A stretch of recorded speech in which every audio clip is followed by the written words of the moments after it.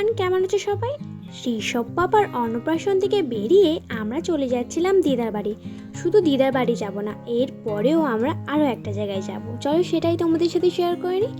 দেখো, আমরা কিন্তু দিদার বাড়িতে চলে এসেছি, আর এসে দেখি দাদু দিদার সবাই ঘুমোচ্ছে। আর এই দেখো, দিদাদের বাড়িতে শালিক পাখি আছে দুটো, একটা আছে টিয়া পাখি।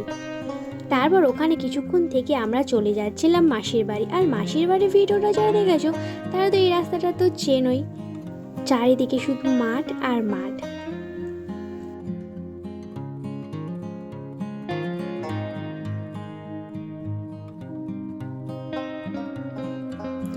আমরা কিন্তু মাসির বাড়িতে চলে এসেছি। আর মাসিদের এইদিকে কিন্তু চারিদিকে গাছপালা আর গাছপালা, মানে সবুজ, এত ভালো লাগে না কি বলবো। আর এই দেখো, এসে দেখি মাসির এখনো খাওয়া হয়নি, প্রায় 3:30-এর কাছাকাছি বেজে গিয়েছে। আর এইদিকে আমরা দেখো কেমন করছে, শুধু বাচ্চাদের মতো।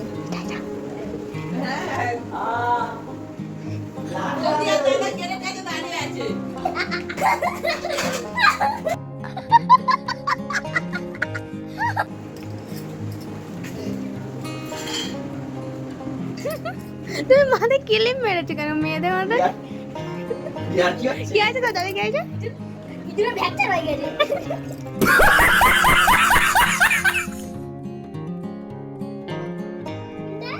বলেছে তাহলে চুল করে দিও, ভাই দাদা লোকম সঙ্গে লোক দেখেছি।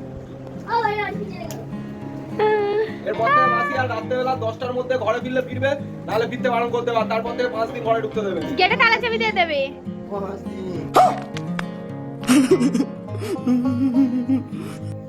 তারপর ও আকাশটাকে সব ওষুধগুলো বুঝিয়ে দিচ্ছিল। দাদা সে আগে ফোন বল, ভুল হয়ে গেছে, মাকে বল। বেচারারা দুই ভাই আজকে ওর কাছে অনেক বকা খেয়েছে, ও গিয়ে খুব বকে এসছে দুজনকেই। তো আমরা বাড়ি চলে এসেছি, অনেকটাই সন্ধে হয়ে গেছিলো বলে ব্লগটা আর কন্টিনিউ করিনি। তো চলো, সবাই ভালো থেকো, সুস্থ থেকো, দেখা হচ্ছে নতুন কোনো ব্লগে। টাটা।